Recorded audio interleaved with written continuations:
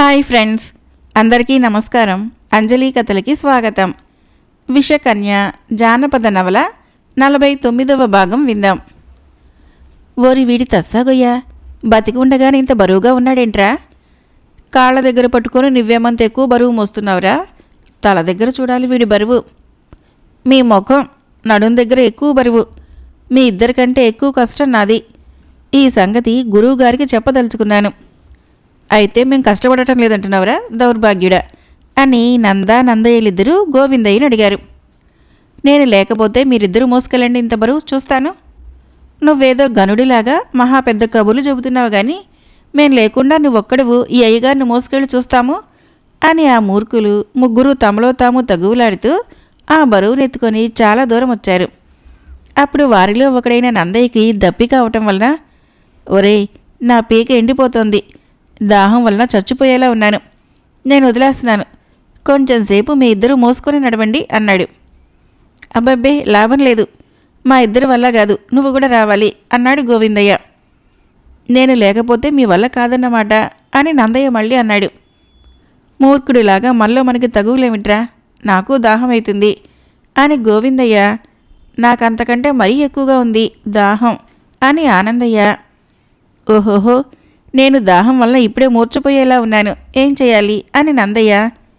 ఈ చుట్టుపక్కల నూతులు గాని గోతులు గాని ఏవీ కనిపించడం లేదు, మన దాహం ఎలా తీరుతుంది అన్నాడు గోవిందయ్య.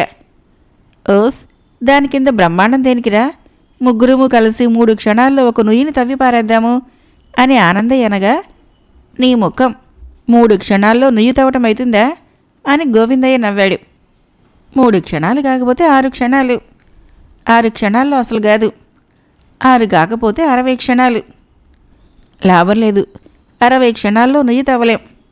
పోనీ 100 క్షణాలనుకో, 100 క్షణాల్లో కూడా ఎవరూ నుయ్యి తవ్వలేరు. 1000 క్షణాలు కాదు, 1000 క్షణాల కన్నా అవుతుందా? నీకు పిచ్చి, అంత త్వరలో నుయ్యి తవ్వటం కాదు. అబ్బబ్బా, నీతో విసిగిపోతున్నాన్రా, 1,00,000 క్షణాలు వేసుకోపోని. లాభం లేదురా అబ్బాయి, 1,00,000 క్షణాల్లో కూడా నుయ్యి తవ్వటం కాదు. ఓరి నీ దుంపదేగా, నీకెంత ఆశగా ఉందిరా? సరే అయితే 1,50,000. ఓహో, 2 లక్షల క్షణాలు.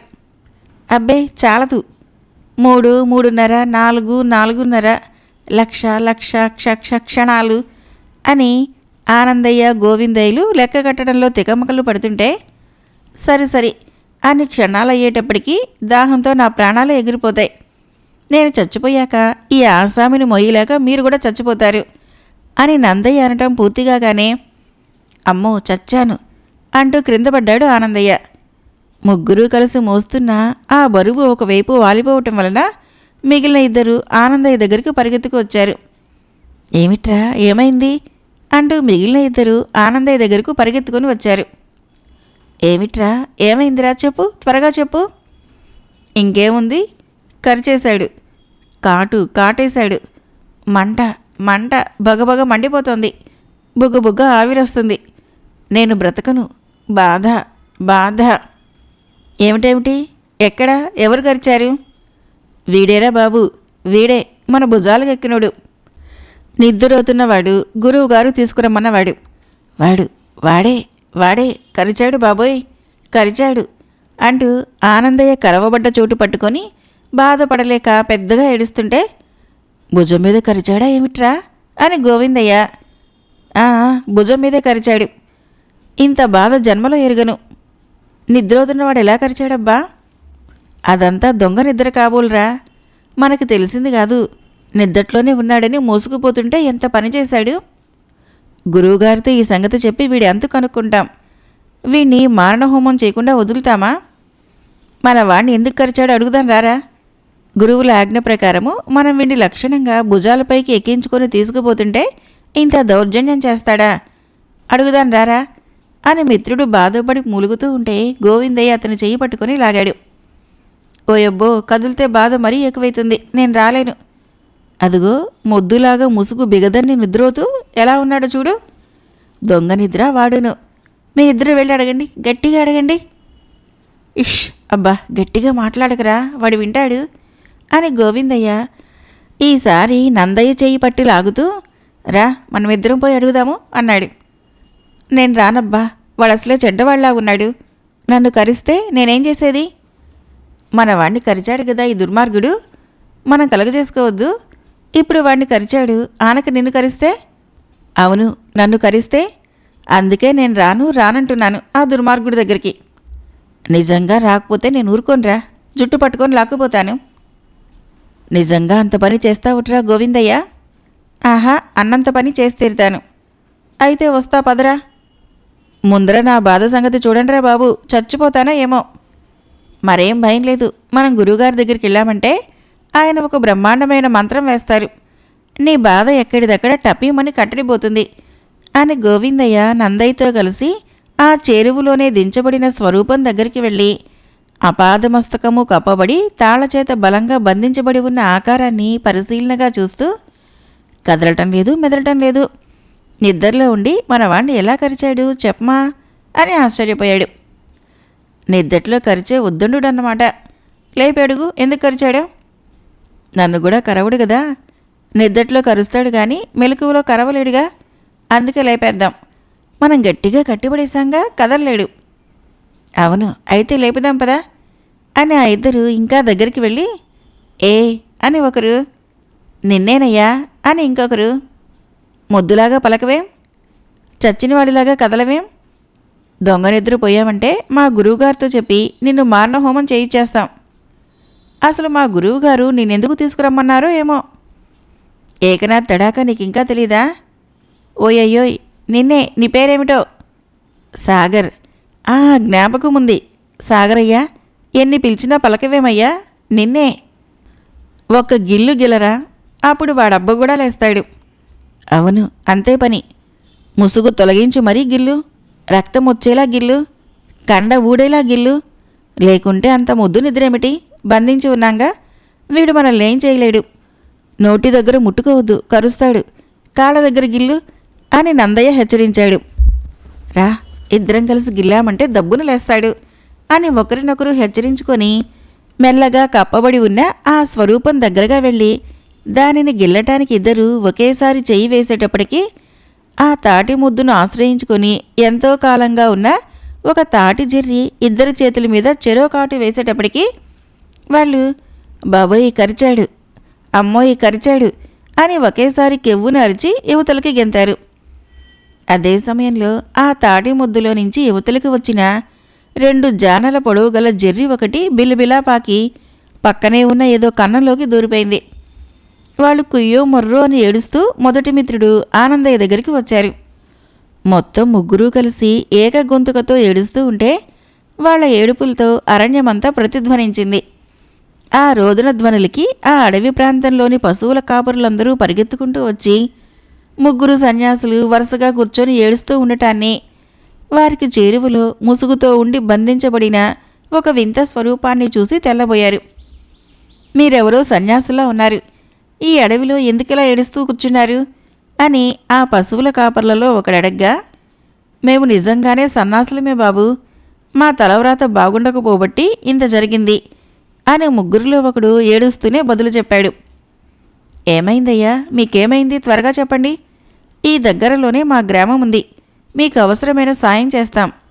అక్కడ బంధించబడి ఉన్నదేమిటి అని పశువుల కాపర్లలో మరి ఒకడడగ్గా, వాడి వల్లే బాబు మాకు ఈ ప్రాణాపాయం సంభవించింది అని సన్యాసుల్లో మరి ఒకడు తిరిగి అన్నాడు.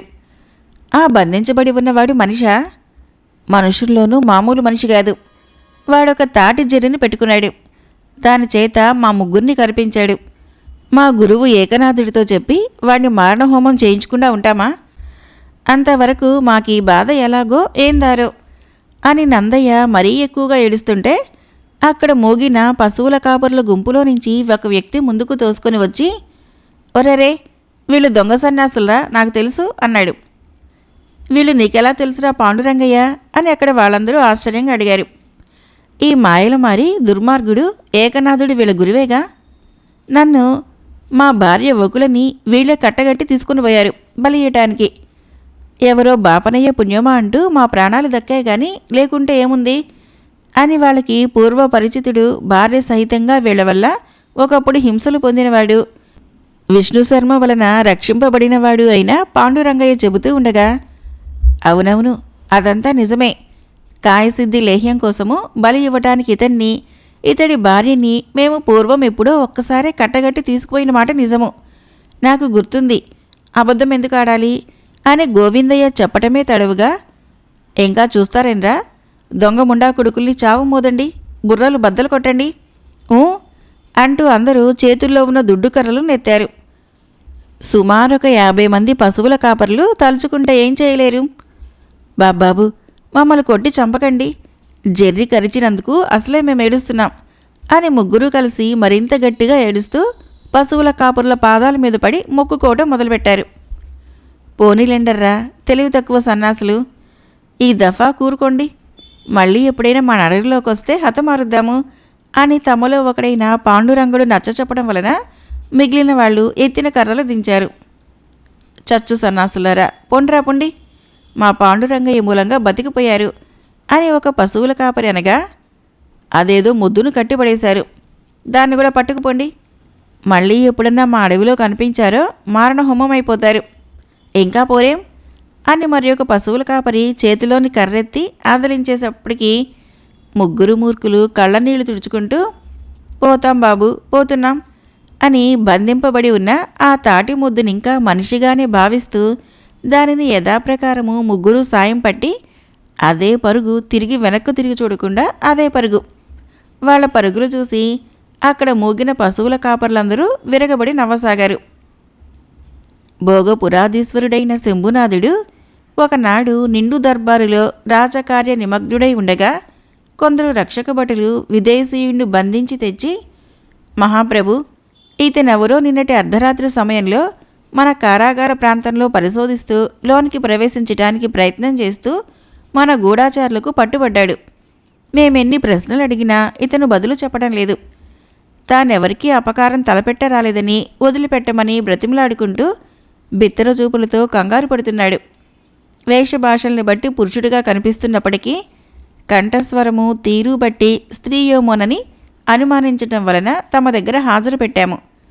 ప్రభువులు విచారించండి అని రక్షక భట ముఖ్యుడు చెప్పిన దాన్ని విని మహారాజు ఆశ్చర్య విభ్రాంతులతో హాజరు పెట్టబడిన వ్యక్తి వైపు తీవ్రంగా చూస్తూ, ఎవరు నువ్వు, మా రాజ్యంలోకి ఎందుకు వచ్చావు, కారాగృహంలో నీకేమి పని అని అడిగాడు. కానీ ఆ వ్యక్తి అప్పుడు కూడా బదులు చెప్పకుండా బెదురు చూపులు చూస్తూ ఉండగా, నీ వేషాలేవి ఇక్కడ పనికిరావు, బహువీర పరాక్రమ శత్రు భయంకర శంభునాథ ప్రభువుల శక్తి సామర్థ్యాలు తెలుసుకొని మరీ ప్రవర్తించు అని అతడిని బంధించి తెచ్చిన రక్షక భట ప్రముఖుడు హెచ్చరించి, అప్పటికి సక్రమమైన జవాబు రానందువలన ఇక ఉపేక్ష చేయబడదు. నీ దుస్తులు పరీక్షించి నీ దగ్గర ఆయుధ సామాగ్రి కానీ మరే ఇతర ప్రమాదకరమైన వస్తువులు కానీ ఉంటే అవి ప్రభుత్వ వశం చేయబడతాయి అంటూ తన సిబ్బందికి సంజ్ఞ చేయగా ఇరువురు భటులు బంధితుని దగ్గరకొచ్చి చట్ట ప్రకారము దుస్తులు పరిశోధించడానికి సంసిద్ధులు కాగా, ప్రభువులారా, నేను పురుషుని కాను, స్త్రీనై ఉండి ఒక కార్యార్థినై ఈ పురుష వేషంలో మీ రాజ్యంలో తిరుగుతున్నాను అని తడబడుతూ చెప్పగా మహారాజు భటులను వారించి, మీరు అనుమానించినట్లే ఈమె స్త్రీ అయి ఉండటం నిజమైంది. మన రాజ్యంలో అధర్మం కానీ అక్రమం కానీ జరగటానికి వీలేదు. పురుషులు ఆమెను తాకకూడదు. తక్షణము అంతఃపురానికి పంపించి ఈమెను జనానా పరిశోధక శాఖ వారి చేత పరీక్ష చేయించండి అని ఆజ్ఞాపించగా పురుష రూపంలో ఉన్న ఆ స్త్రీ వెంటనే రాణివాసానికి పంపబడింది. ఎంత సాహసము! ఒక స్త్రీ పురుష వేషంలో మన రాజ్యంలో ప్రచ్ఛన్నంగా సంచరించడమా? ఆ స్త్రీ సాహసాన్ని గర్హించడమో అభినందించడమో తెలియటం లేదు అని మహారాజనగా, ప్రభు, ఇది తప్పకుండా గర్హించదగ్గ విషయం. మన శత్రుకోటిలోని వారెవరో మన రహస్య విషయాలు కూపి తీయటానికి ఈమెను పంపి ఉంటారు అని ప్రధానోద్యోగి అనగా, ఒక అబల సాయం కోరి నా శత్రువు రేపాటి దిరులై ఉంటారో దీన్ని బట్టి తెలియటం లేదా? అలాగునని ప్రభువులు ఉపేక్ష చేయటానికి వీల్లేదు. ఆమె చేసిన నేరానికి చట్ట ప్రకారం శిక్షించవలసిందే అని మంత్రి ప్రముఖులు అన్నారు. మనకు శత్రువులెవరూ లేరని తృప్తిపడి ఉన్న ఈ కాలంలో ఇటువంటిది జరగటం విపరీతంగానే ఉంది. అమరేంద్రుని పంచవర్ష ప్రణాళికలో రాజ్యములు కోల్పోయిన అనేకులు మనం ఎవరి రాజ్యాల్ని వారికి అప్పగించాక అమరేంద్రుడి ఏకనాయకత్వాన్ని ఖండించినందుకు అందరు రాజులు పరమానందభరితులై ఎవరి రాజ్యాలలో వాళ్ళు సుఖజీవనాలు గడుపుతున్నారు కదా. మనం చేసే రహస్యాలోచనలు కానీ విధ్వంసక ప్రయత్నాలు కానీ ఏమీ లేవే అని మహారాజు తన ఉద్యోగులతో చెప్పి ఆశ్చర్యాన్ని పొందుతూ ఉన్న సమయంలో కొందరు స్త్రీ రక్షక భటులు తాము పరీక్షించిన స్త్రీని వెంటబెట్టుకుని వచ్చి, మహాప్రభు, ఈ వ్యక్తి పురుషుడిగాక ఒక నవ్వయవ్వన సుందరాంగి అయి ఉందని మేము తెలుసుకున్నాము. అంతేకాక ఈమె దుస్తులు పరీక్షించగా అందు మాకొక ఉత్తరము, ఇదిగో ఈ కైజారు దొరికినవి అంటూ వాటిని శంభునాథ ప్రభువుకు అందజేసి వినమ్రులై పక్కకు తొలగి నుంచున్నారు. మహారాజు రెండింటినీ పరిశీలిస్తూ ఉండగా ఆ కైజారు మీద కాంచనమాల అన్న సువర్ణాక్షరాలు లిఖించబడి ఉన్నాయి. ఆ కాంచనమాలవు నువ్వేనా అని మహారాజు అడగ్గా, కాదు అని ఆ బంధితురాలు బదులు చెప్పింది. నిజం చెప్పిన వారికి మా రాజ్యంలో ఉపకారం జరుగుతుంది అని మహారాజు తిరిగి హెచ్చరించగా, నేను నిజమే చెబుతున్నాను అన్నది ఆమె. అయితే ఈ కాంచనమాల ఎవరు? మీ రాజెవరు? అమరేంద్ర ప్రభువులు. అయితే మీ రాజకుమార్తె నువ్వు కలిసి అమరేంద్రుని కారాగృహంలో నుంచి తప్పించడానికే ప్రయత్నమా? కాదు. మీరు మా రాజ్యాన్ని వశం చేసుకొని మా మహారాజుల్ని బందీగా వశం చేసుకున్నప్పుడు మా యువరాణి రాణివాసంలో లేదు. ఎక్కడుంది? అప్పటికి కొంతకాలం క్రితమే ఆమె ఎవరో దుర్మార్గుల చేత అపహరించబడి మా మహారాజులు ఎన్ని ప్రయత్నాలు చేసినా దొరకలేదు. ఆయన కుమార్తె చనిపోయి ఉంటుందని ఆశలు వదులుకున్నారు కూడా. నాటికి నేటికి ఆమె సజీవురాలయ్యే ఉందన్న వార్త తెలిసింది. తీరా ఆ శుభవార్త తెలియవచ్చేటప్పటికి ఆమె తండ్రి మీ చేత బంధితుడై ఇక్కడ కారాగృహంలో ఉన్నాడు. కాంచనమాల తన స్వహస్తాలతో రాసిన లేఖను నాకు పంపింది. దానిని ఎలాగైనా మీ బందీగా ఉన్న తన తండ్రి గారికి అందజేయవలసిందని నన్ను లేఖ ద్వారా కోరింది. ఆమె నా యందు అధిక విశ్వాసంతో పెట్టిన ఈ కార్యభారాన్ని నా తలపై పెట్టుకుని నెరవేర్చడానికి పూనుకున్నాను. ఆ కార్యార్థమే పురుషవేషంతో మీ రాజ్యంలోకి ప్రవేశించి ప్రయత్నం ఫలించక మునిపే పట్టుబడ్డాను. చట్ట ప్రకారము నువ్వు శిక్షార్హురాలు అయినప్పటికీ యజమానులపై నీకుండే విశ్వాసాన్ని, నీ సాహసాన్ని మేము అభినందిస్తున్నాము. నీ పేరు? మంజరి. అయితే అమరావతి అంతఃపురంలో నుంచి నువ్వెలా తప్పించుకోగలిగావు? అక్కడ మా తాత్కాలిక మంత్రి అజేయుడు చండశాసనుడే అంతఃపుర స్త్రీలకు సైతము విచ్చుకత్తుల పహారాల్ని కాపు ఉంచాడని వింటున్నాను. నిజమే, అక్కడి పరిస్థితులంతే. అందువలనే నేను అతి కష్టం మీద రాణివాసాన్ని దాటి వచ్చాను. మీ కాంచనమాల తండ్రి గారికి వ్రాసిన లేఖ ఇదే కదా అంటూ శంభునాథ ప్రభువు తనకు దాఖలు చేయబడిన పత్రాన్ని విప్పి తాను చదవటమే కాకుండా అక్కడ ఉన్న ప్రముఖ ఉద్యోగులందరికీ వినిపించాడు. అమరావతి పట్టభద్రులు, నా జనకులు అమరేంద్రులకు కుమార్తె కాంచనమాల వ్రాయినది. ఇంతవరకు నా జాడలు తెలియకపోవటం వలన నేను చనిపోయి ఉంటానని మీరు కృతనిశ్చయులై ఉంటారు. నేను ఒకనాటి సాయంకాలము మన నగర ఉద్యానవనంలో విహరిస్తూ ఉండగా ఏకనాథుడు అనే ఒక మాయలమారి సన్యాసి నా ఒంటి మీద తెలివి లేకుండా చేసి నన్ను అపహరించుకొని పోయాడు. ఆ తర్వాత నన్ను తన దుర్భేద్యమైన పాతాళ మందిరంలో చేర్చి చెరబట్టి శీలభంగం చేయటానికి ఎన్నెన్నో ప్రయత్నాలు చేశాడు. నేను ప్రాణానికి తెగించి ఉండటం వలన వాడికి లొంగక వాడి పెట్టే హింసలన్నీ భరిస్తూ ఉండగా మహాశక్తి సంపన్నుడైన ఒక యువకుని సాయం వలన ఆ దుర్మార్గుడి చెరలో నుంచి విడుదల చేయబడ్డాను. కానీ ఆ మంత్రాల సన్యాసి నాపైన, నన్ను రక్షించిన వాడిపైన కత్తిగట్టి ఇంతవరకు మేము తప్పుకుపోకుండా ప్రతీకారాలు చేస్తూనే ఉన్నాడు. అంతలో అదృష్టవశాత్తు మాకు కొందరు నాగలోకవాసుల సాయం దొరికింది. మేమందరము కలిసి కొద్ది దినాల్లో ఆ మాయలమారిని హతం చేయగలము. మీరు భోగపురాధీశ్వరుడు అయిన శంభునాథుడికి ఓడి అతనికి బందీగా అయినారన్న వార్త నాకు ఇదివరకే చేరింది. కానీ మాయలమారి సన్యాసిని మారణహోమం చేసే వరకు నేను వచ్చే అవకాశం చిక్కనందువలన చాలా విచారించాను. ఇక మీరెక్కువ కాలము శత్రువుల చేతుల్లో బందీగా ఉండవలసిన అవసరం లేదు. మీ కుమార్తె కాంచన ఇంకా బ్రతికి ఉంది. శత్రువుల్ని ఓడించి తండ్రి గారికి విమోచన కలిగించగల శక్తి ఆమెకు ఉందని గ్రహించి ధైర్యంగా ఉండండి. అనతి కాలంలోనే ఆ పని జరుగుతుంది. మన మంజరి మీకు ఈ జాబు అందించిన ఎడల నా ప్రస్తుత ప్రయత్నం ఫలించిందనుకుంటాను. ఇట్లు మీ ప్రియపుత్రిక కాంచనమాల. అది చదివిన శంభునాథుడికి, వినిన ప్రముఖోద్యోగులకి కొన్ని క్షణాల వరకు నోట మాట రాలేదు. అటువంటి ద్రోహకరమైన జాబుని తెచ్చిన మంజరికి మరణదండన ఖాయమని అందరూ అనుకున్నారు. మహారాజుల నోటి నుంచి వెలువడే శిక్షావాక్యాలను అమలుపరచడానికి ఆ శాఖవారు తయారుగా ఉన్నారు. మంజరి అన్న మాటలు ప్రభువుల నోటి నుంచి ప్రశాంతంగా వినబడినందుకు అందరూ తెల్లబోయారు. భయకంపితురాలైన మంజరి మాత్రము వెంటనే బదులు చెప్పలేకపోయింది. మంజరి అని మహారాజు తిరిగి అదే ప్రకారం పిలిచాడు. ప్రభు, మాకు విషయమంతా అర్థమైంది. తర్వాత తమరు విధించిన శిక్షను అనుభవించటానికి నేను సంసిద్ధురాలనై ఉన్నాను. మా యువరాణి కోరికను మన్నించటానికి నా ప్రాణాలపై ఆశ వదులుకొనే మీ రాజ్యంలోకి అడుగుపెట్టాను. కానీ ఏం చెబుతావు? నేను బ్రతికి ఉండగా కూతురు వ్రాసిన జాబు నా తండ్రి చూసుకోవాలని నా కోరిక. ఆ కూతురు కోసము మా మహారాజు ఏడ్చేసి కన్నీళ్లకు కరువై కొసకు రక్తపు చుక్కలు రాల్చటం నా కళ్ళతో నేను చూశాను. ఆమె మరణించి ఉంటుందని నిశ్చయం చేసుకున్నప్పుడు ఆ ప్రభువు తన బిడ్డలేని లోకం తనకు శ్మశానమన్న నిరుత్సాహంతో ఆత్మహత్య చేసుకోబోతూ ఉంటే వారించిన దాన్ని నేను. అటువంటి శిథిల హృదయంతో కృంగి కృశించిపోయిన ఆ తండ్రి మీ ఖైదీలో మీకు బందీగా ఉండి అయినా కూతురు సజీవురాలై ఉండి తనకు రాసిన జాబు చూసుకుంటే ఎంతో సంతోషపడతాడు. ఆ సంతోషాన్ని నా కళ్ళతో నేనొక్కసారి చూస్తే నా బ్రతుకు సార్థకమైందనుకుంటాను.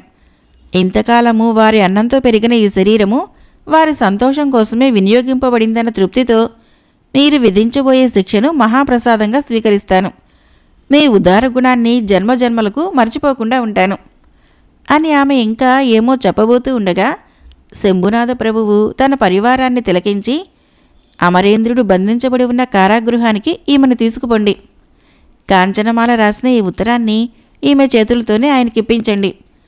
ఇద్దరూ ఎంతసేపు ఏమి మాట్లాడుకున్నా వారించకండి. ఆ తర్వాత ఈ మంజరికి ఎటువంటి హాని చేయక మన పరివారాన్ని తోడిచ్చి ఆమెను సురక్షితంగా అమరావతి రాణివాసానికి చేర్చండి అని ఆజ్ఞలు ఇవ్వగా అక్కడి వారందరూ విభ్రాంతులైనారు. అయినా శంభునాథుడి ఆజ్ఞలకు తిరిగే ముందే రాజాజ్ఞ ప్రకారము వారు మంజరీని కొనిపోతూ ఉండగా ఆమె పట్టలేని సంతోషంతో కలియుగంలో సైతము ఇటువంటి మహోదారులైన ప్రభువులను కలిగి ఉన్నందుకే భారత భూమి ధన్యత పొందింది అని మహారాజుకు నమస్కరించి సిబ్బంది వెంట పోయింది. మంత్రిమండలికి, ప్రముఖ ఉద్యోగులకి తానాచరించిన కార్యము విరుద్ధంగా తోస్తున్నదని మహారాజుకు తెలుసు. అందువలన ఆయన వారందరినీ ఉద్దేశించి, ఉద్యోగ ప్రముఖుల్లారా, మంత్రి శ్రేష్ఠులారా, మనము అమరేంద్రుణ్ణి ఖైదీగా బంధించి అతని రాజ్యాన్ని హస్తగతం చేసుకున్నది మనకి అతనిపైన కక్ష ఉండి కాదు, మనం అతని రాజ్యాన్ని అపహరించాలని కాదు. అతని నిరంకుశ సిద్ధాంతము మనకు శత్రువు కానీ అతని శత్రువు కాదు. అతను ఏ క్షణంలో తన సిద్ధాంతాన్ని వదులుకుంటే ఆ క్షణంలో మనం అతన్ని విడుదల చేసి ఇతర రాజులకు ఇచ్చినట్లే అతని రాజ్యాన్ని కూడా అతనికి ఇచ్చి మన మిత్రమండలిలో చేర్చుకుంటాం కదా. అతని కుమార్తె రాసిన ఉత్తరము మన సంకల్పాన్ని గాని మన బలాల్ని గాని ఏమీ తగ్గించలేదు కదా. అంత మాత్రానికే క్షుద్రులమై అనాగరిక పద్ధతిలో ఆ ఉత్తరం తెచ్చిన స్త్రీని శిక్షించడం అక్రమం కాదా? నేను బ్రతికి ఉన్నా మరణించినా ఈ రాజ్యంలో అక్రమానికి తావుండకూడదన్న విషయం మర్చిపోకండి. అంతేగాక నా కుమార్తె మణిమేకల భర్తని వెతకపోయి ఇంతవరకు అంతుపట్టకుండా పోయినందుకు నా ప్రాణం ఎంత తల్లడిల్లిపోతుందో, నాలో నేను ఎంత కుమిలి కుళ్ళిపోతున్నానో మీకు తెలియదు. నేను పుత్రికా సుఖాన్ని పొందుతున్న తండ్రినై ఉండి అదే దుఃఖంతో మరొక తండ్రి హృదయం మండిపోతుంటే గమనించకపోవటం పశుత్వం కాదా? బిడ్డల వలన కలిగే దుఃఖము బిడ్డల కన్నా తల్లిదండ్రులందరికీ తెలియకపోదని నా నమ్మకం. మరొక విశేషం ఏమిటంటే, కాంచనమాల వంటి వీరనారి, మంజరి వంటి సాహసికురాలు స్వామి కార్య నిర్వహణ కోసము నిజ ప్రాణాలు బలియగల విశ్వాసిని భారతదేశంలో ఉన్నారంటే మనమందరము గర్వపడాలి, కానీ విచారించకూడదు. ఆ వీర నారీమణులిద్దరూ కత్తులు బట్టి నాపై యుద్ధానికి వచ్చినప్పటికీ ఆశయం కోసము నేను నా సర్వశక్తులతో ఎదుర్కొంటానే కానీ విచారించను అని మహారాజు పలికిన తీవ్ర వచనాల్ని ఎవరూ కాదనలేకపోయారు, ఎదిరించలేకపోయారు. విషకన్య జానపద నవల 49వ భాగం సమాప్తం. ఫ్రెండ్స్, నా కథలు నచ్చినట్లయితే మన ఛానల్ని తప్పకుండా సబ్స్క్రైబ్ చేయండి, లైక్ చేయండి, షేర్ చేయండి, కామెంట్ చేయండి. Thank you.